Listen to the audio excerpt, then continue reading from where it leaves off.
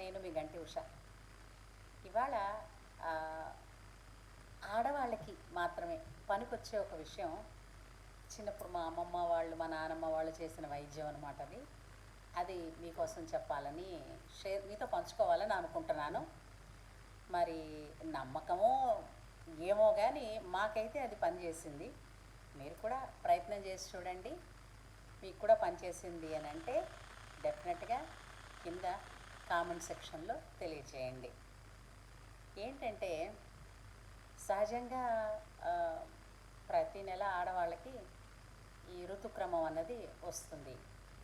అయితే చాలాసార్లు ఏంటంటే కొన్ని ఇంట్లో ప్రత్యేకమైనటువంటి పూజలు, శుభకార్యాలు, ఇంకా వేరే ఏవైనా అవసరాలు ఉన్నప్పుడు మనం ఏం చేస్తూ ఉంటాం సాధారణంగా, అయితే పోస్ట్పోన్ అవ్వడానికి ప్రయత్నం చేస్తాం, లేదంటే ప్రీపోన్ అవ్వడానికి ప్రయత్నం చేస్తాం.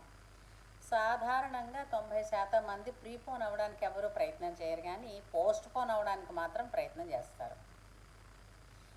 ఆ నేపథ్యంలో రకరకాల మాత్రలు వాడతారు. ఫస్ట్ ఒక పాయింట్ అండి, అసలు మెన్స్ట్రువల్ సైకిల్ని డిస్టర్బ్ చేయకూడదు. అది ప్రకృతి సిద్ధం. దాన్ని డిస్టర్బ్ చేయడం వల్ల తాత్కాలికంగా మన పనులు జరుగుతాయేమో కానీ లాంగ్ టర్మ్లో మన గర్భసంచికి అది ఇబ్బంది తెస్తుంది, రోగాలు తెస్తుంది. కాబట్టి అది అంటే ఆ మాత్రలు వేసుకోవడం అన్నది, మాత్రలు వేసుకోవడం పక్కన పెడదాం, ఈ ఋతుక్రమాన్ని డిస్టర్బ్ చేయడం అన్నది మంచి పని అయితే కాదు. అది సరే. ఇంకా అత్యవసర పరిస్థితులు వచ్చి ఏదో ఒకసారి చేయాలి అని అన్నప్పుడు మాత్రలు వేసుకుంటారు.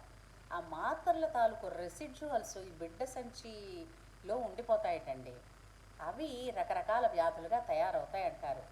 కాబట్టి మాత్రలు వేసుకోకుండా ఒక మంచి ఉపాయం ఉందని మా అమ్మమ్మ వాళ్ళు ఏం చేసేవారు, పొద్దున్న పరకడుపునే, అంటే నేను నిద్ర లేవగానే పళ్ళు తోముకున్నాక పరకడుపున, అంటే ఎంటీ స్టమక్ తోటి ఒక చిన్న కప్పుతోటి పెరుగు తీసుకుని, ఫ్రెష్ పెరుగు, అందులో ఒక 2-3 చెంచాలు దట్టంగా పంచదార వేసుకుని కలిపేసుకుని, అంటే తెల్లవారేసరికి తీయగా పెరుగు తినడం ఏంటండి, కానీ అందులోనే ఉన్నది మీకు కిటుకల్లా, అది తినేసేయండి. ఎప్పుడు మెన్స్ట్రువల్ డేట్కి ఒక 3 రోజుల ముందు నుంచి మొదలెట్టారనుకోండి, వరుస పెట్టి మీకు ఎన్ని రోజులు కావాలో అన్ని రోజులు, 3 రోజులు, 4 రోజులు, 5 రోజులు మీరు తినండి.